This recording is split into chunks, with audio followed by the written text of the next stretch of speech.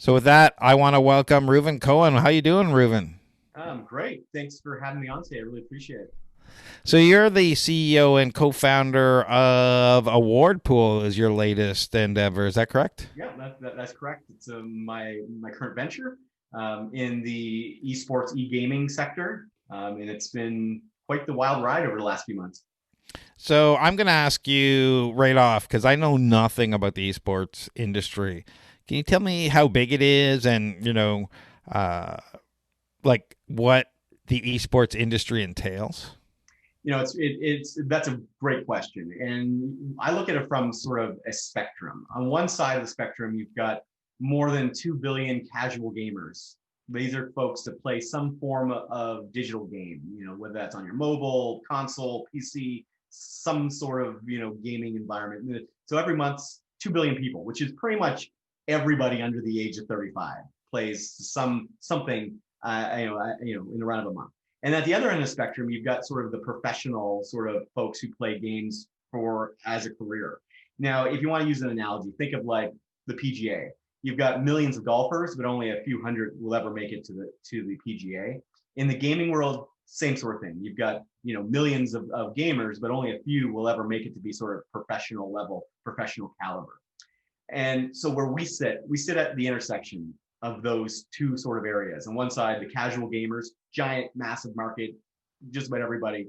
And then you've got pro, types of users who are going to be the best of the best.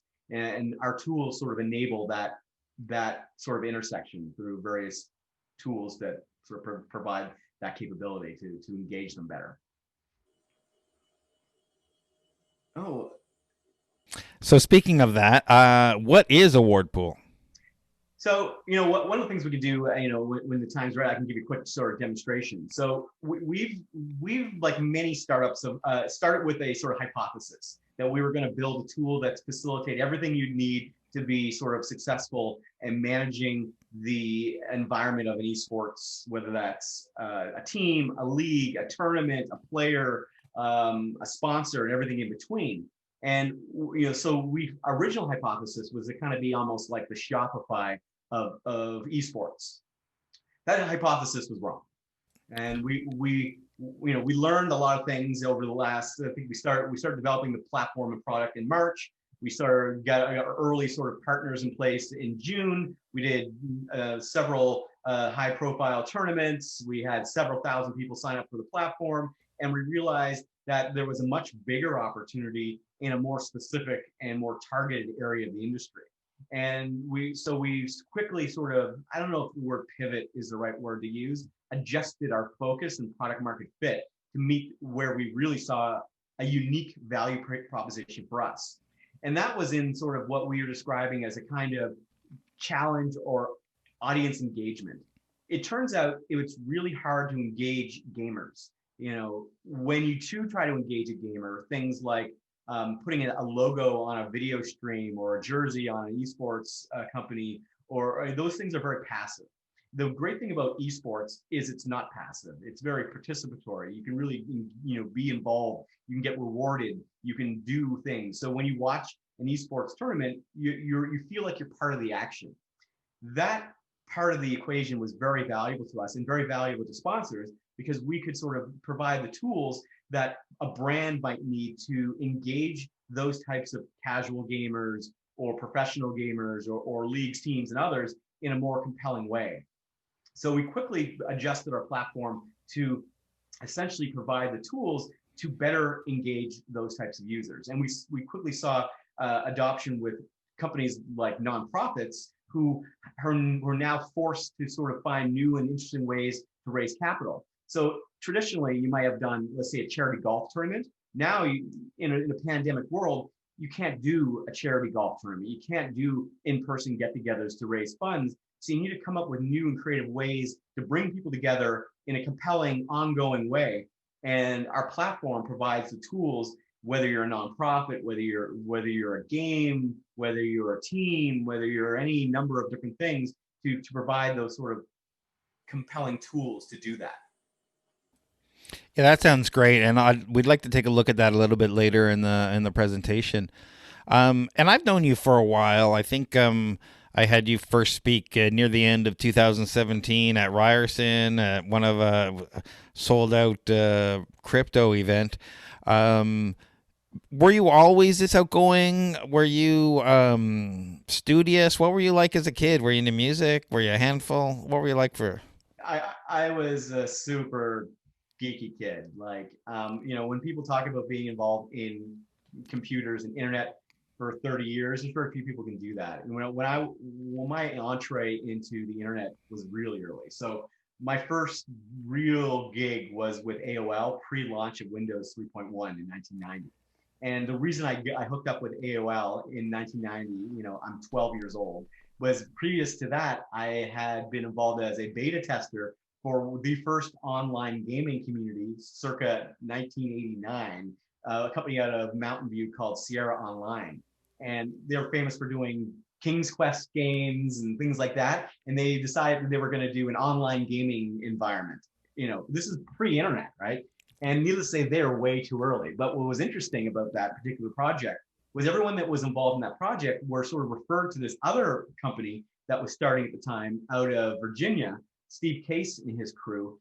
And he was creating an online tool to bring people together called AOL. So all of us who were involved in this other project, which actually ultimately failed, were then sort of given and said, hey, why don't you help test this new AOL thing? So this is 1990. I'm 12, in middle school, and I'm like, wow, this internet stuff, or we were even calling it online stuff, is going to be a real game changer. And that was my sort of. So I had created a BBS system. For those that don't know what a BBS is, that was a bulletin board system with a modem, and you could all my friends and various people would dial in. My parents could never make a phone call.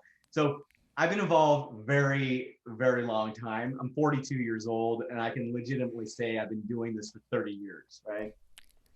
Yeah, it's amazing when you mention the bulletin board systems. The people don't nowadays don't understand that you actually needed to use the phone line to get connected to the internet, and when you were on, no one else could use the phone.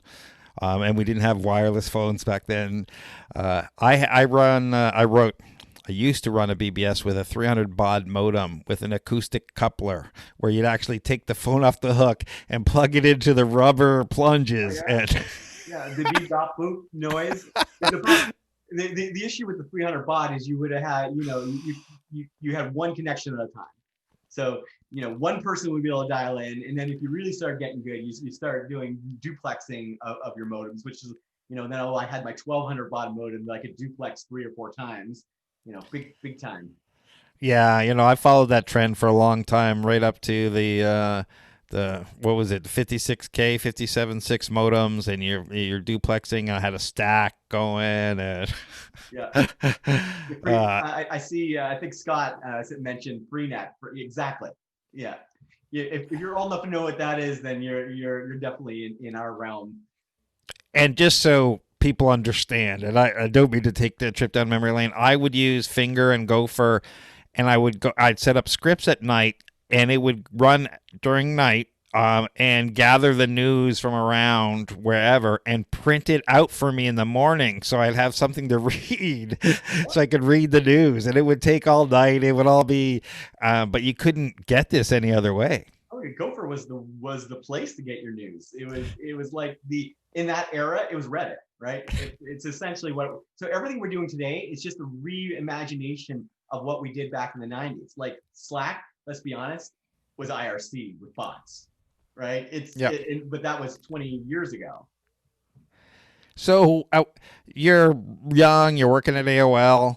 At what point in your did you want to become an entrepreneur and run your own business?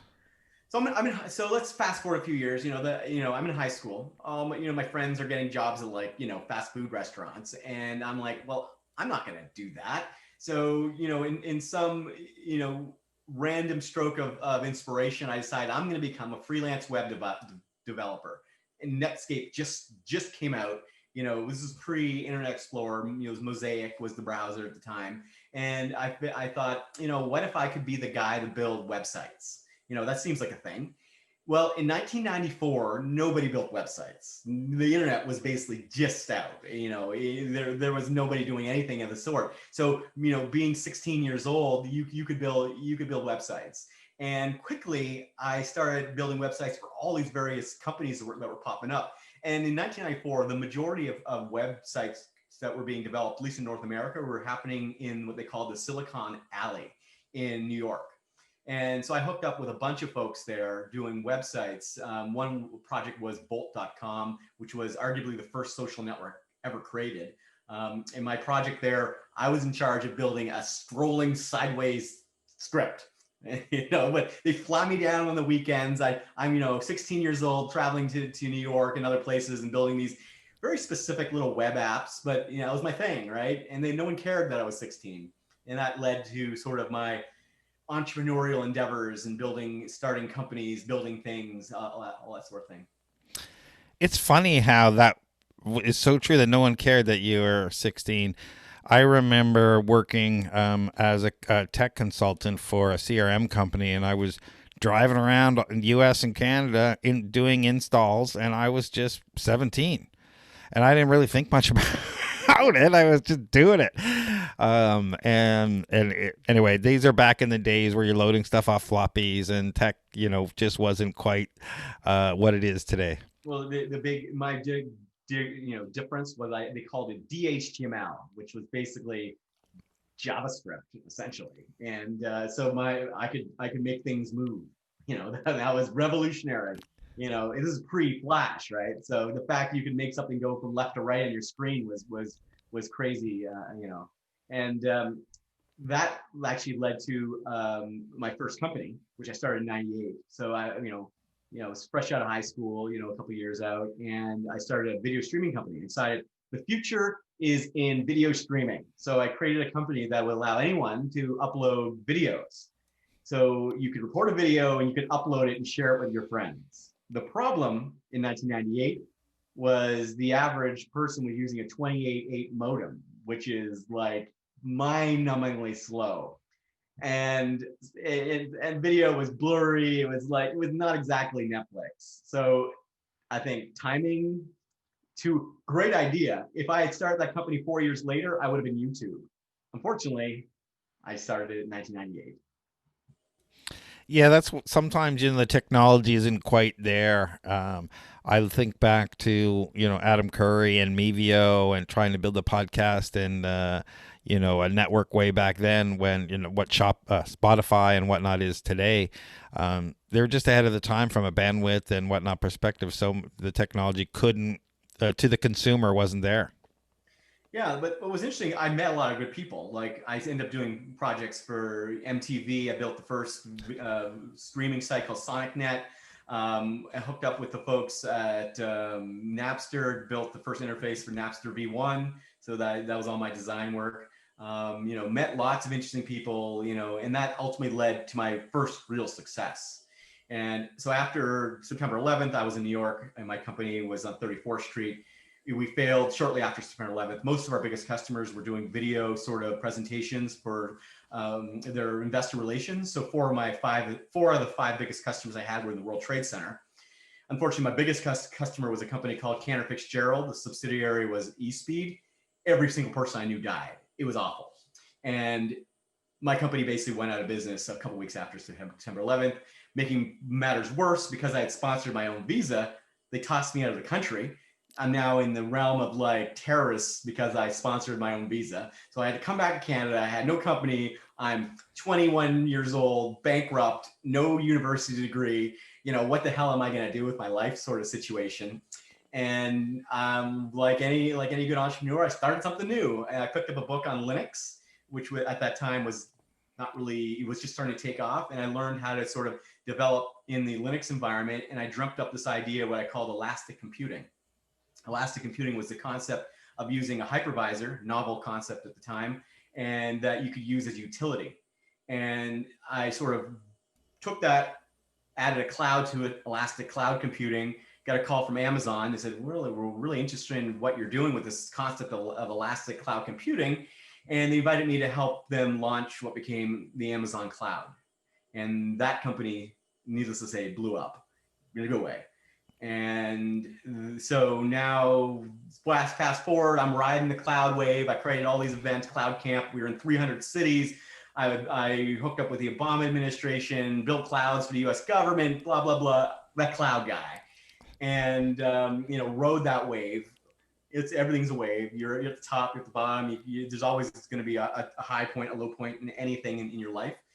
And built it to a point where we merged with the U.S. company and sold it eventually to Dell EMC in 2015. Wow, nice. There's a lot of big names in all the companies you worked for. It's quite impressive.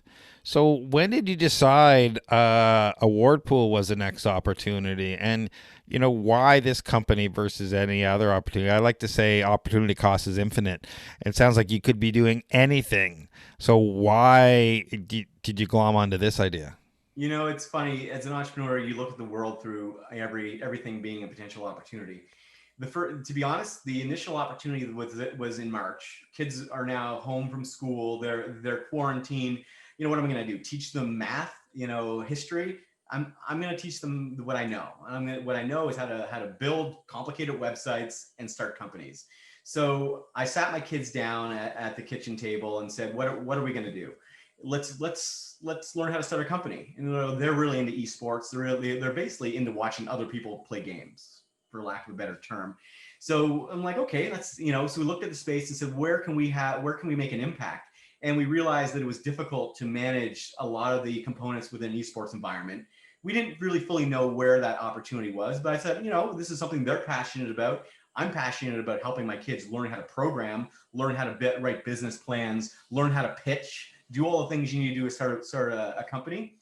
I also have a tendency to get carried away. When I do things, there is no half measure. It's full in, full out. So next thing you know, I've got a full esports management system that I've developed in partnership with my kids. My 9-year-old son at the time built the video streaming system. My 7-year-old daughter, helped with the design, the logos, the t-shirts.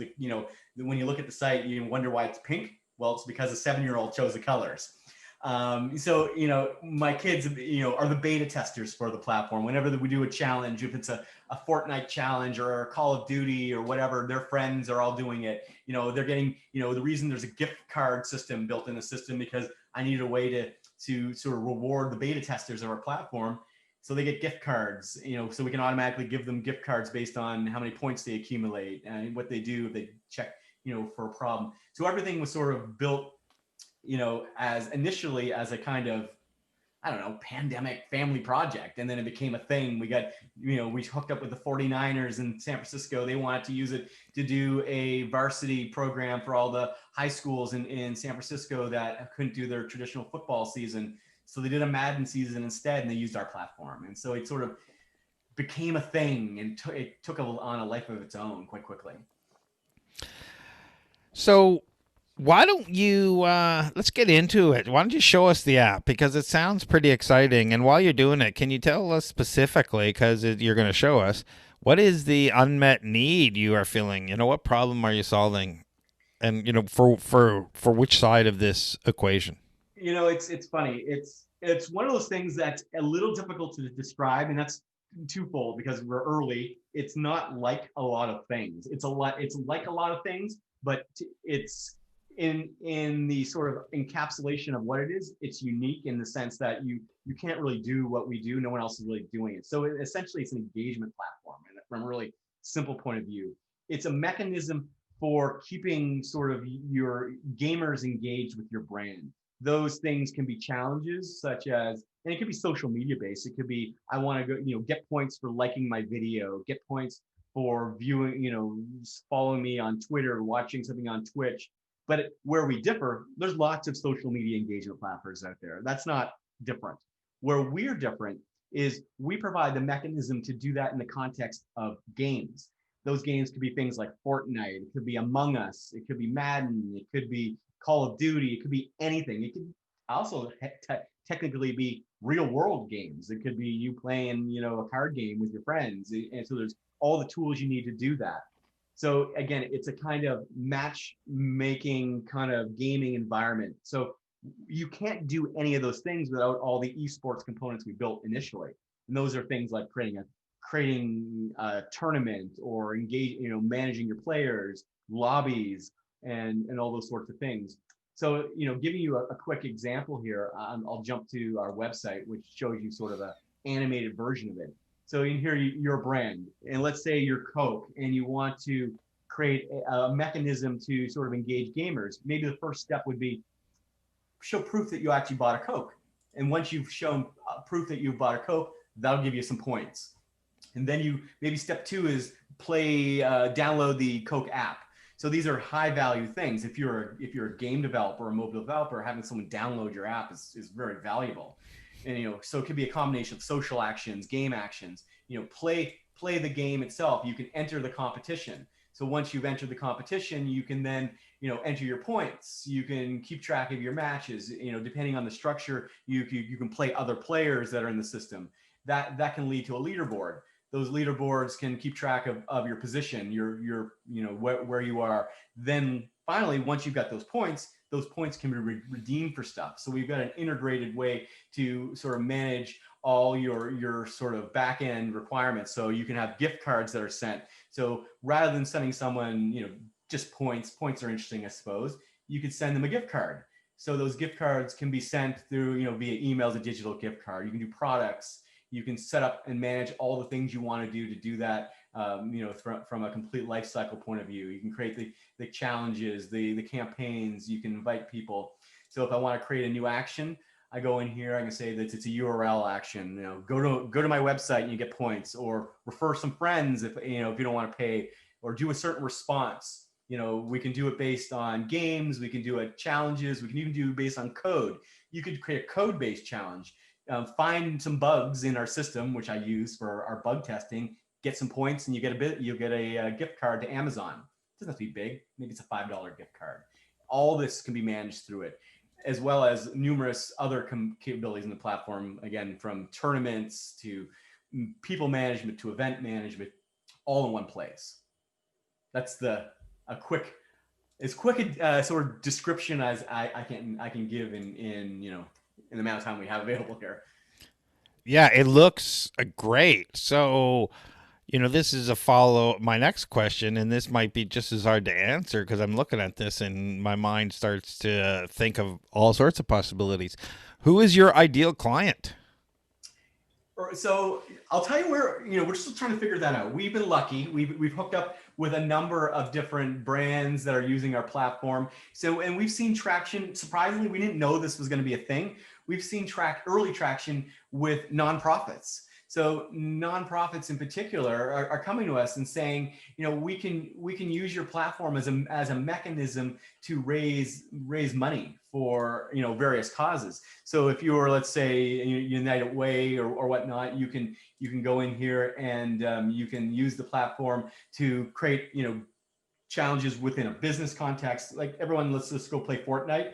We can raise money based on who does well in Fortnite. In the traditional world, that might be like a jog down Yonge Street in Toronto, but you can't do that right now. So having this sort of digital way to engage people and raise money. So we're seeing, again, lots of opportunities from nonprofits. We have several nonprofits using it right now. And then we're seeing sort of gaming companies use it for various ways to engage their gamers through ongoing challenges. We're seeing Among Us. I don't know if you guys have heard of Among Us, which seems to be a phenomenon right now. You can create Among Us challenges. Who knew that was even going to be a business, 6 months ago? But apparently people are going in here and they can go and create, an Among Us challenge. I think I might have an example here of an Among Us challenge. Basically you can get 10 of your friends to go on there, create an Among Us challenge. You can use the matchmaking service. You can embed this all on your website, copy the code, and you've got, an Among Us challenge. Against, you can tell by the layout, it's mobile friendly. Most people in playing games are on mobile. So you can go in here, you've got your competition you can enter. It creates a little sort of lobby. 10 of your friends can get points. Based on those points, you're the imposter, you win, you get a gift card, that kind of thing. All that sort of stuff. Real simple, real easy. And it's open to anything. And the other area we've seen traction is with sports teams. So, as I said, we were lucky enough to hook up with the 49ers in San Francisco. They're doing it to, as a way to sort of do community engagement. it's not passive. When you do a gaming competition, there's a reason to come back. So you can, when you create your challenges, you can define, the dates, how frequently they come, number of winners, geography. We're doing a project right now for the YMCA. We can target that only the YMCA in North Philadelphia has access to a particular challenge, and the South Philadelphia YMCA might have different, access privileges. So we can get really, really specific on how that works. We can create multiple campaigns. So again, lots and lots of different options. So if you're creating, if you want to go and you say, hey, it's only available to Ontario and California, you can define all those different options. Again, all this stuff can be embedded, lots of different things like that. So we got a question from Scott here in our chat room. Can the app be used to create independent gaming communities where membership access are paid / restricted? And what type of community engagement tools are there? Yeah, so the answer is yes. So when you create a new challenge, those challenges can exist in the context of short durations.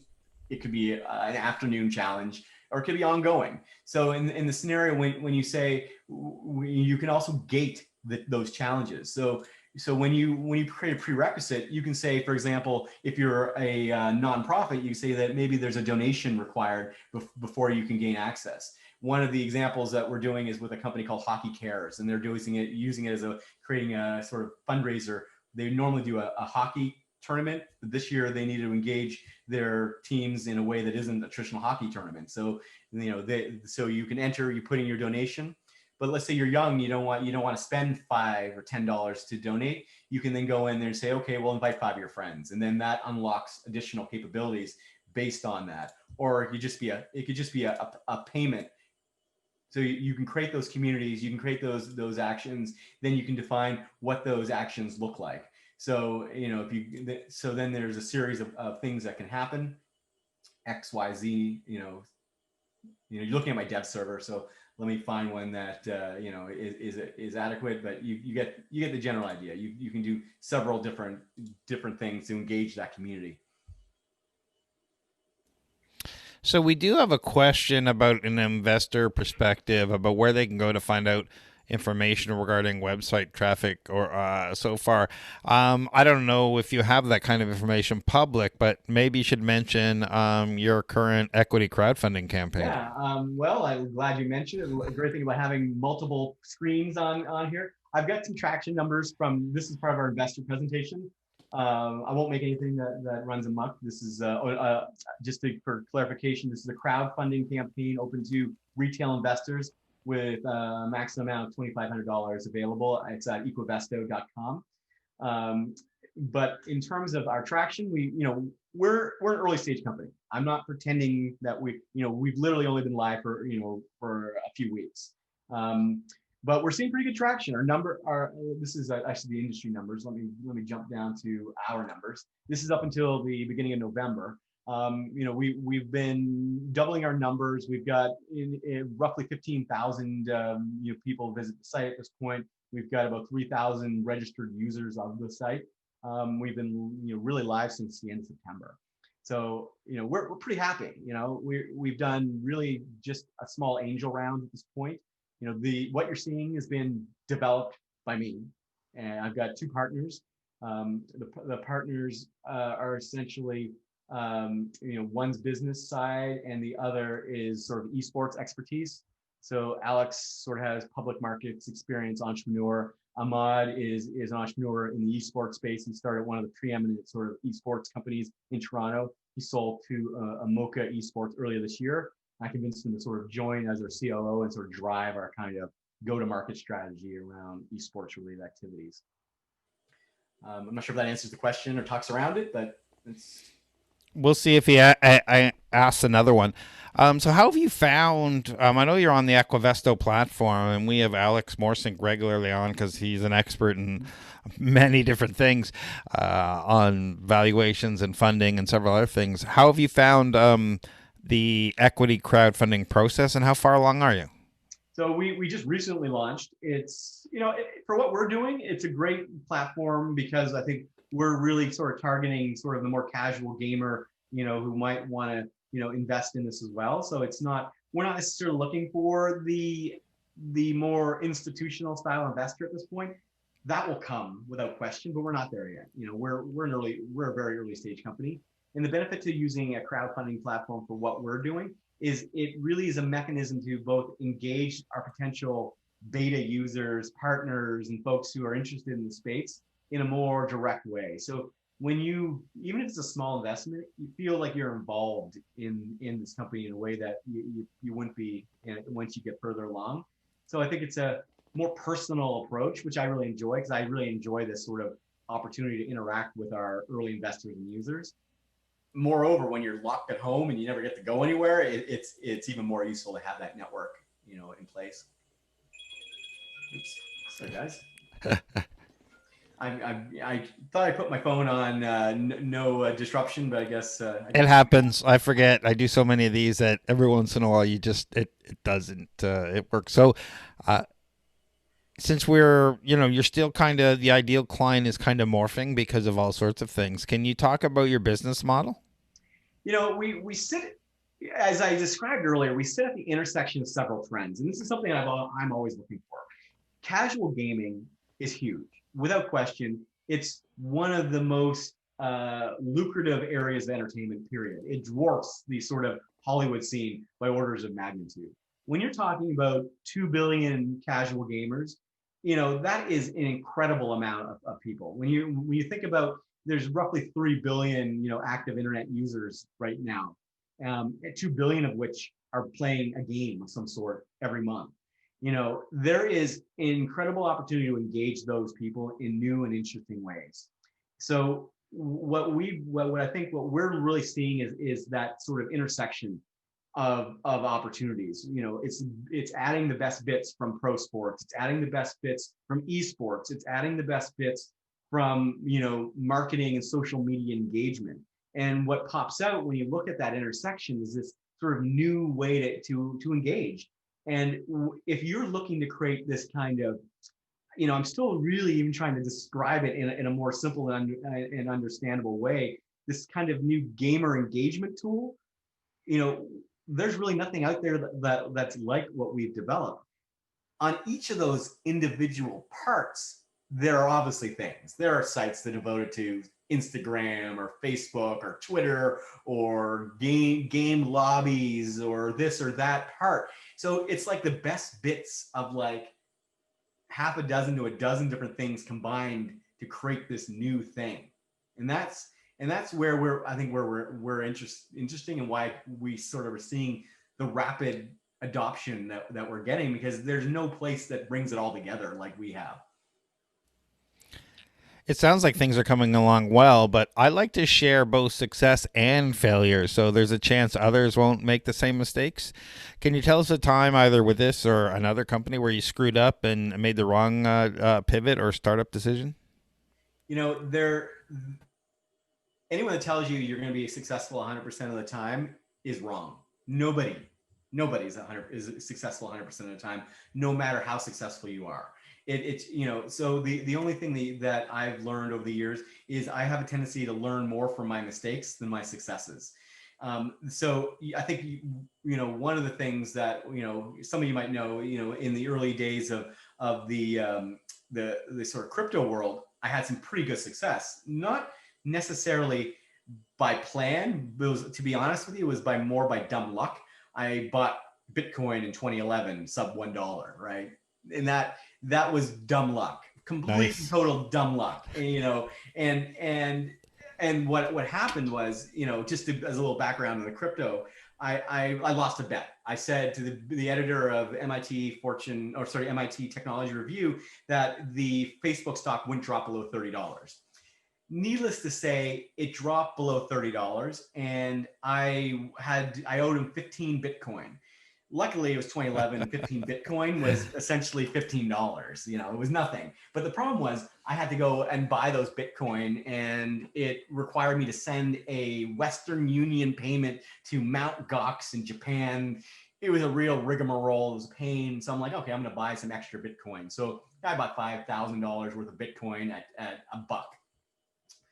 Needless to say, $5,000 of Bitcoin at a buck circa 2011 was crazy, did crazy well. And in 2014, I'm like, okay, it's 1,200 bucks. It's never going to go above 1,200 bucks. I'm sitting on a decent amount of Bitcoin capital. So like the half that I didn't lose from Mt. Gox, I lost half of it because they went out of business or God knows what happened there, which is a crazy amount of loss when you think about it, but I don't worry about those things. I cashed the rest in.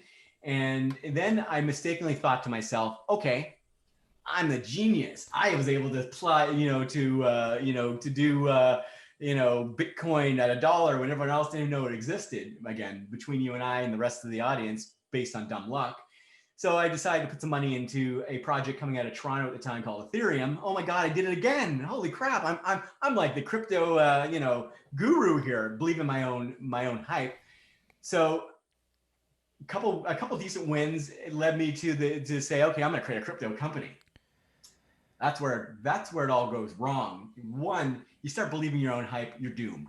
Step one, don't confuse timing and luck with intelligence and capability, because the two are very much separate. And I decided, okay, I'm going to go create a crypto company, and I'm in a heavily regulated area that nobody really understands. Needless to say, that ended extremely badly. And, it ended badly for a few reasons. One, I think I believed my own hype. I believed my own invincibility because of my success, in an area that was probably more to do with timing, less to do with capability. And, ultimately that company didn't work out, and it was for a number of factors, regulatory issues, timing, just a number of things all worked against it to be successful. But that said, I learn, I adjust, I adapt, I pivot, I never give up. And ultimately, if you never give up and you keep trying new things, things will work. I think it wasn't Wayne Gretzky or Michael Jordan, somebody said, you miss 100% of the shots you never take. That's entrepreneurship. If you never try, you never win. Absolutely. And it's funny, being around in this community a long time, the stories that eventually build up. I remember meeting with Dmitry Buterin and some of his family at the early 2015, maybe late 2014. But we were talking about Wild Orchid, which was an event scheduling platform, because, I run events. And I was talking about, hey, do you want to be a sponsor? And then they're like, hey, we're working on this Ethereum thing over here. You should talk to us about that. And, I never really followed up. And, where are we, right? And yeah, exactly. These opportunities just slip away. Yeah, don't be afraid to try things, take risks. Don't be afraid to pivot. I think you mentioned pivot. Where you start a company and where you end a company are never the same place. And if they are, you are in rare, area. Generally speaking, look at Slack, just as an example. He started that company as a game. And then he realized that there was more opportunity in the game lobby than there was in the game itself. And he pivoted to the lobby. And that lobby became Slack. It's the ability to spot the opportunities within the overarching thing you're doing and then quickly adapt. So when opportunity B presents itself and it's more interesting than opportunity A, go all in on opportunity B. Yeah, didn't Twitter start out as a podcasting platform or a media platform? And it started as a podcasting platform. Then and I'm RUV on Twitter, by the way. If anyone wants to follow me, I don't tweet as much as I used to. I've been on there way too long.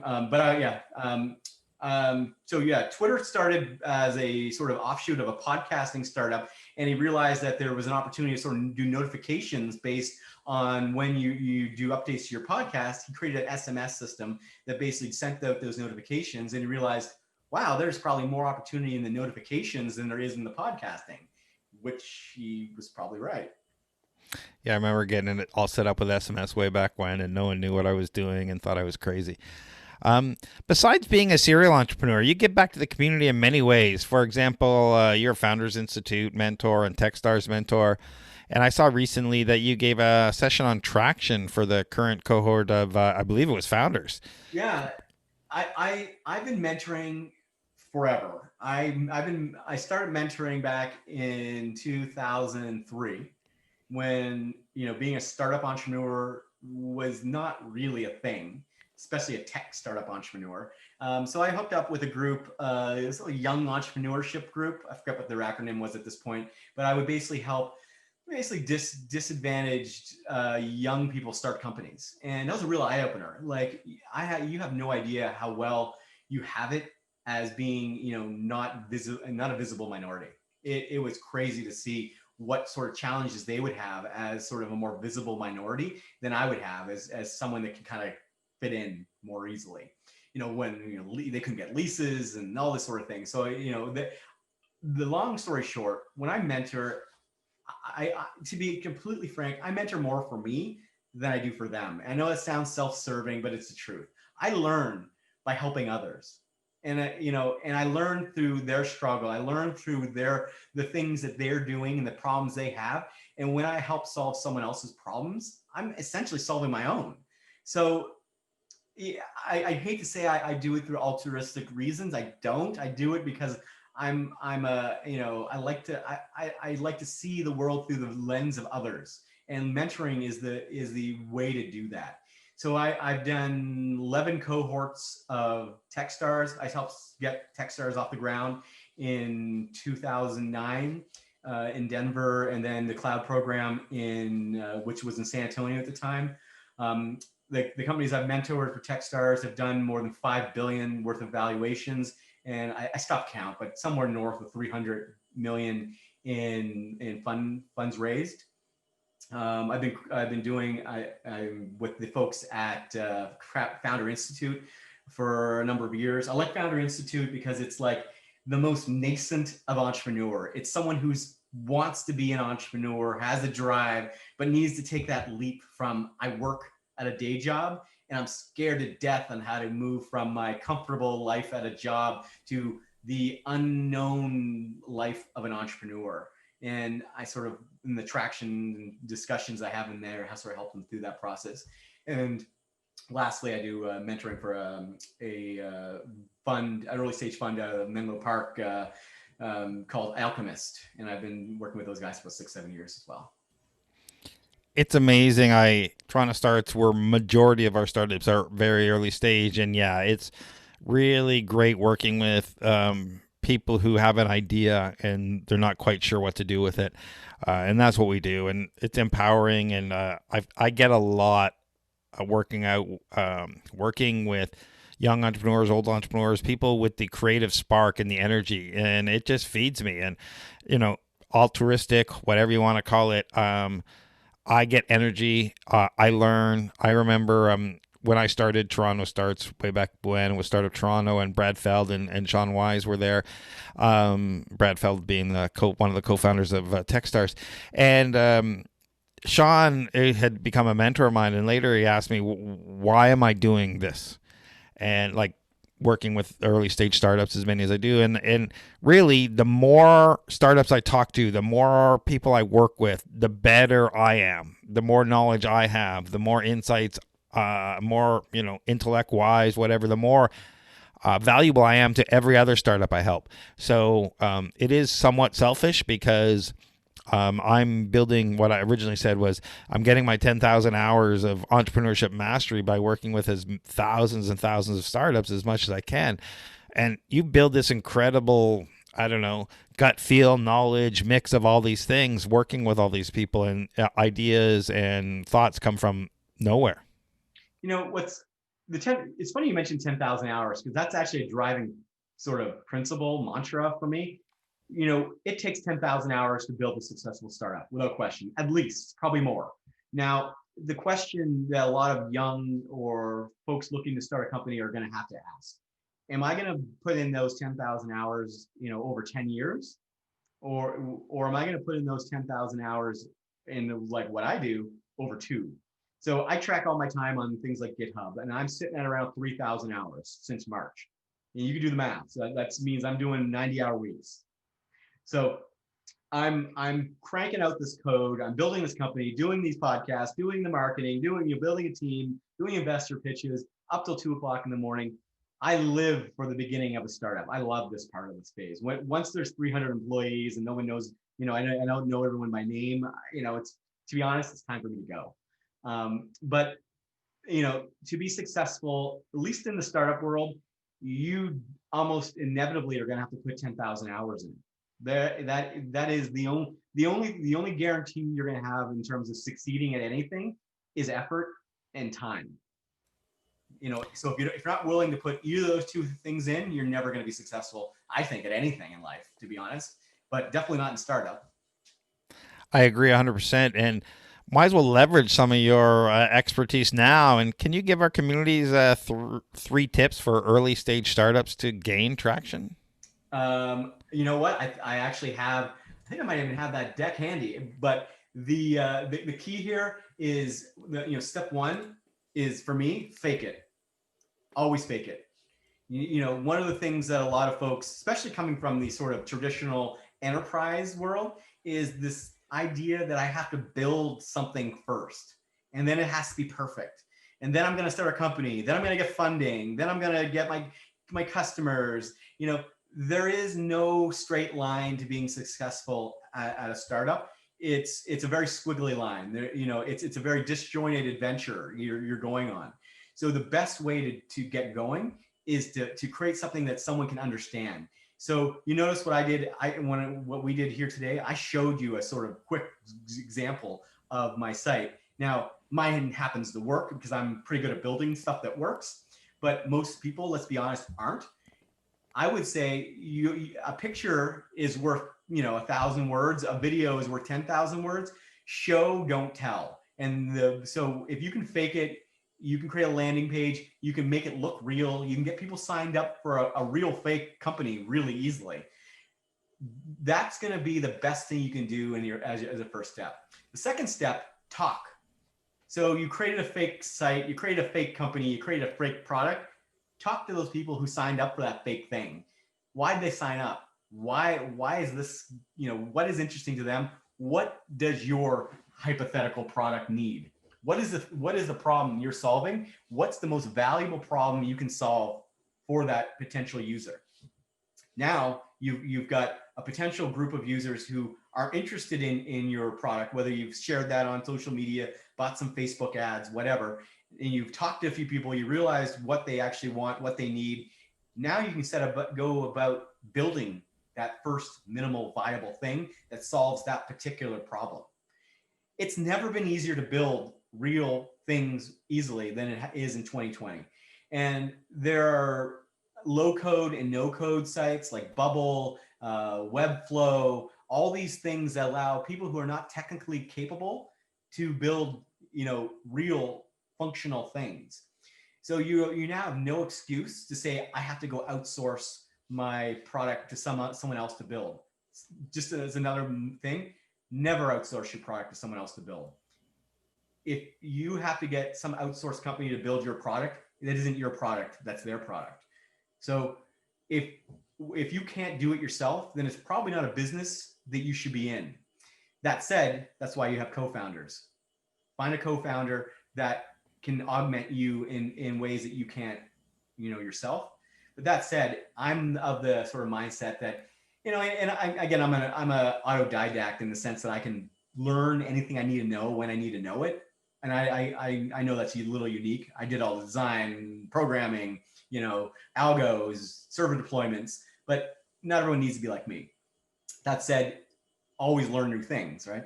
That's what I do. When I set out to build an esports platform, I was not an expert in esports, but I built the platform. I can definitely say I'm an expert now. So we got a question here from the audience. What you think is the most important competitive advantage of Award Pool, comparing it to other esports management platforms? Our ability to sort of integrate challenges, and the key, and I think I'm going to even reposition our company a little away from esports management. It's that ability to engage. The problem with most esports platforms is they're like tournament management systems, right? The brackets, you create a single elimination bracket, double elimination, you win, you lose. It's very laborious to manage. You need to have a whole team of people who, organize that. It's not particularly self-service. What I've done, I think I've done pretty well, is create a self-service environment that allows anybody to participate, gain, and be involved in a fun, competitive, environment that scales traditionally, really well, because it doesn't require a whole bunch of people to manage all that for you. So essentially, using my platform, you can do the job of 15 people with one interface. So you're automating the job of a whole bunch of people and making it, down to one, and you're creating a new way to engage and unlock value from a high value type of user, and that high value user is a gamer. So now you've got a new way to engage them in a valuable way to you. Yeah, that's interesting. And, I talk about price sensitivity and price strategies in our startup mentoring and whatnot. And I think it was the president or the CEO of EA who talked about gaming price sensitivity and the fact that, if you're 5 hours into a raid with your friends and you run out of ammo and you have a microtransaction for extra ammo, you don't really give a damn whether that's 25 cents or $5 at that point, because you're so committed. And funny you mentioned gaming price sensitivity. The price of a game hasn't changed in 20 years. It's $69 Canadian, and it's been $69 to $79 Canadian since 1990s. And that's just the optimal price for a game. Now, the reality is, and we're actually moving more towards sort of, free and with, paid add-on style, like Call of Duty Warzone. Call of Duty Warzone came out in, I think it was like April. $3 billion worth of revenue to Activision this year. $3 billion since April, and they give away that game. Call of Fortnite. They're doing $1 billion or something like every 60 days, or something crazy like that. And that's just, and these are free. So there is a tremendous amount of value to be unlocked in that area. Yeah, and if you follow any of the psychologists and the basics mentality that we should be following, the principles of psychology around are the reciprocity gene we have embedded in us, and that when you get a free game and you play it for a bit, you don't mind doing some microtransactions because, oh, it's worth it. But next thing you know, you've paid way more than you would have for if you bought the game itself. Yeah, and I think that what you see in these games is you're lost in this sort of world of that game. And if you're 15 and you're playing, Fortnite, you don't necessarily you don't distinguish between that virtual world and the real world any longer. So $1 spent in the Fortnite world is not much different than $1 spent at the local convenience store for a 15-year-old. Absolutely. So let's flip the question about traction. What are you doing to build your audience? So right now we work with a select group of customers. When we launched the platform, we had some ideas of areas that we thought would be valuable to us. So we worked with a tournament company. We worked with a brand. We worked with an influencer marketing firm. We worked with a sports organization. We've worked with a couple nonprofits, and we learned through each of those sort of engagements, which were pretty handheld. I did a lot of the work, did all the setup, and that's where we sort of made the determination that we needed to adjust our focus to meet the needs and requirements of some of these things we've learned from those engagements. So that gave us, again, some notable wins, some real world customers that are using it, and allow us to enter the new year with a revised focus for what this platform does and how it works. Now that we have that sort of idea that, okay, we're not necessarily an esports management tool so much as a gamer engagement tool, that opens up a much easier approach to how we go to market and who we attract and how we get additional customers on the platform. Now we know who our target is, what converts the best, where we should spend our advertising money, who we should partner with going forward, who I should solicit when I do my own business development. Turns out if I just call up a nonprofit and say, hey, You interested in doing an esports, challenge and raising some funds? I'm batting 100%. Nobody said no because it's a no-brainer. And then our business model then is we take, between 10 and 30% of any of the proceeds that flow through the platform. So when you do a donation, we're taking a percentage. When you're paying out a prize, we take a percentage of the gift card. You get to do a deposit on the gift card. So we're heavily transaction based, which means that there's low upfront costs from a nonprofit point of view. And there's, from our vantage point, if you're a nonprofit, you're the YMCA or United Way or whatnot, you've got an existing user base that are likely to engage. There's a large portion of people who are involved with the United Way that play games, and now they have a way to play games and benefit the United Way. Yeah, that sounds like a very attractive model, and for people, want to play and say, "I'm playing this game. I'm doing good. I played it for charity." We've got another question in the chat room that I'll kind of summarize because I'm not clear myself. So, who pays in the system? So, if I wanted to say get a community going of 20 to 50 gamers on your system, what would that cost me? Who would pay? What would that work like? Well, during the beta phase, it's free. So, it's beta. So, the reason it's beta is because, we can work out any bugs and issues and learn from it. In the new year, we'll probably implement a more traditional sort of, SaaS recurring billing model for access to some of the tools. But right now it's free. So you can go sign up and use the system. So it's, and the way we're monetizing, in the free phase is it's anything that involves sort of monetary benefit to our end users. We're basically taking a piece of, because, donations or payments or prize payments, things like that are all flowing through the system, and we just take a percentage. Makes a lot of sense.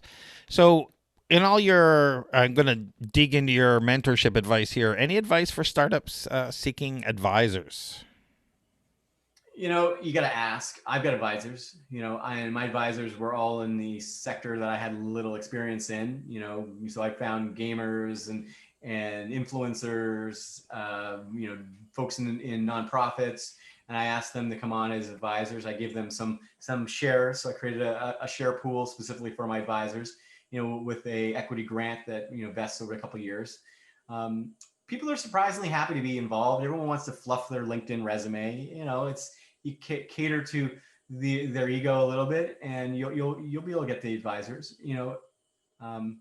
So yeah, I think that's, you got to ask. You got to find the people who have benefit. You have to create a structured program where they're not just advisors. You're talking to them every week, sharing ideas, getting updates. If you just get an advisor that never talks to you, there's no point, right? You're just using their name, which, let's be honest, was really popular in the crypto space, where they had their laundry list of advisors and they'd never talk to. You want real advisors with real value and real input. So you want to structure that, on an ongoing basis. Yeah, that's great advice. So, what's next for you and Award Pool? Well, we're doing the Ecovesto project and crowdfunding, so we're raising some capital. We've got a number of investors in place. We're continuing to develop the platform. Ahmad's recently joined the company as of last week to sort of help drive our focus in the gaming in esports sector. He's being deep knowledge in that particular realm. I'm going to have to hire a team. I'm going to have to move from being the only developer, designer, video, server deployer, security guy, IT, person, to having a team. But that's fun too, right? And I think this company is probably going to be more virtual in nature. Probably not much point to opening an office right now. So, it's going to be interesting to see how I build a company with everybody working from home. But it seems to be the new standard these days, right? Yeah, it's one less thing to worry about, I suppose. No office to have to manage anyway.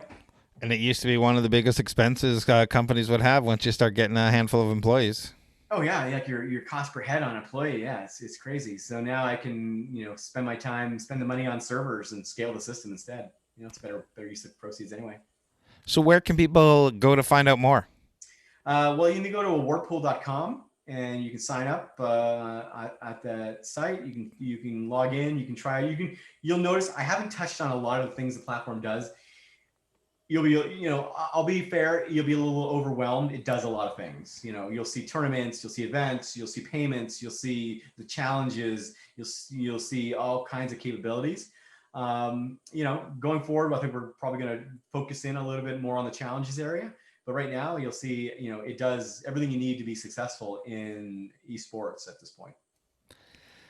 Thank you very much for taking the time to talk to us today. I really appreciate it. And we will talk to you soon. No, thank you for having me on. I really appreciate it. I always enjoy our conversations. And yeah, if you need it, you get a hold of me. I'm RUV on Twitter. Our Twitter is Award Pool.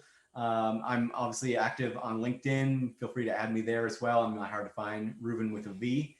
And thanks again for letting me chat today.